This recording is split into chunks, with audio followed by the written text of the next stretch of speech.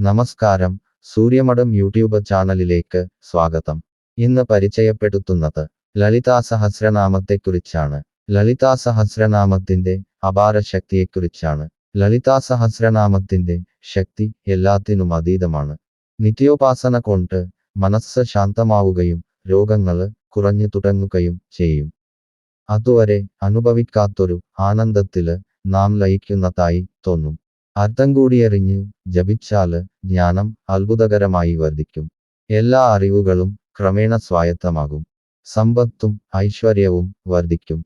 ആയുസ്സും ആരോഗ്യവും ലഭിക്കും. സകല ദുരിതങ്ങളും അവസാനിക്കുന്ന എല്ലാ രീതിയിലും ശ്രേഷ്ഠമായ ലളിതാ സഹസ്രനാമ സ്തോത്രം നിത്യജപത്തിന് ഉത്തമമാണ്. ഭക്തിയുള്ള ആർക്കും ഇത് പതിവായി ജപിക്കാം. ഒരു ആപത്തും അവരെ ബാധിക്കില്ല. ഐശ്വര്യം, യശസ്, അപകടങ്ങളിൽ നിന്നും രക്ഷ എന്നിവയും ഇതിന്റെ ജപഫലങ്ങളാണ്. ദിവസവും ജപിക്കാൻ കഴിയാത്തവർ ചൊവ്വ, വെള്ളി ദിനങ്ങളിലും ജന്മനക്ഷത്ര ദിവസവും നവമി, ചതുർദശി, പൗർണമി നാളുകളിലും ഈ സഹസ്രനാമ സ്തോത്രം ജപിക്കുകയോ കേൾക്കുകയോ ചെയ്യണം. ആബാലവൃദ്ധർക്കും സ്ത്രീ പുരുഷ ഭേദമില്ലാതെ എപ്പോൾ വേണമെങ്കിലും ജപിക്കാം. ജപത്തിലൂടെ എല്ലാ ഗ്രഹപ്പിഴകളും അകലും.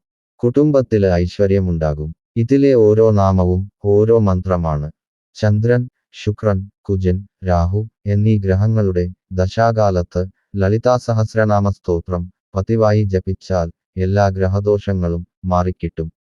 മറ്റു മൂർത്തികളുടെ സഹസ്രനാമങ്ങളില് പല നാമങ്ങളും ഒന്നോ അതിലധികമോ തവണ ആവർത്തിക്കുന്നതായി കാണാം.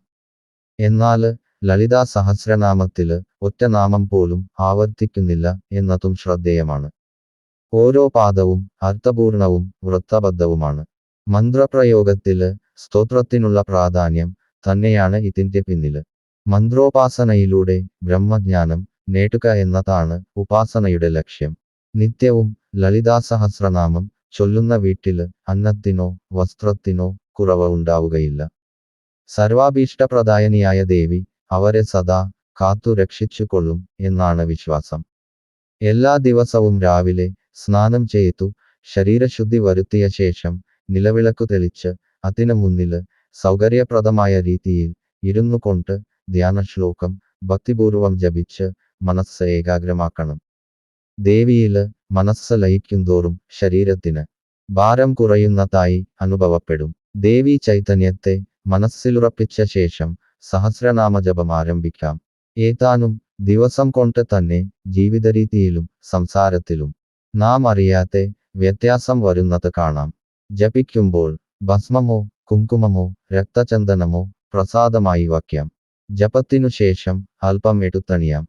അതിനുശേഷം പുഷ്പങ്ങള് യഥാവിധി അർച്ചന ചെയ്ത് നമസ്കരിച്ച് എഴുന്നേൽക്കാം. നാമം മനസ്സിലുറച്ചാല് പിന്നെ ഓരോ നാമത്തിനും ഓരോ പുഷ്പം വീതം അർപ്പിക്കാം. എല്ലാ ദിവസവും രാവിലെയും വൈകിട്ടും ജപിക്കുന്നതും ഉത്തമ ഫലം നൽകും. അല്ലാത്തപക്ഷം വെള്ളിയാഴ്ചകളിലോ സംക്രമങ്ങളിലോ പൗർണമി, അമാവാസി ദിനങ്ങളിലോ ജപിക്കാവുന്നതാണ്.